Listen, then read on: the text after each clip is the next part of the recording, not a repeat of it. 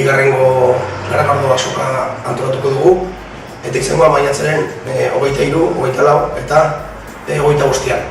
Bueno, dakizunez, lehen urtean hasi ginen evento honekin, eta esan da, sensazio honak atera zian, eta rekordo oso ona dakau, berriro ere animatu dira, ez.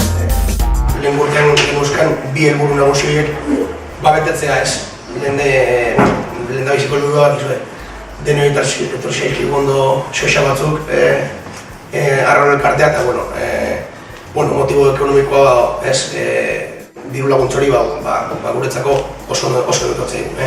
Eta bigarrengo helburua esan, lehenengo aldia zala horion halako evento bat organizatzen zala, eta esan dizuen bezala oso rekuerdo ona dakau, polita dakau, eta herria asteburu honetan asko minutu zen, eta pixkat helburu horiek, lehen urten betako helburu horiek, haber posibilean aurten ere alde neurrian betetzea ez.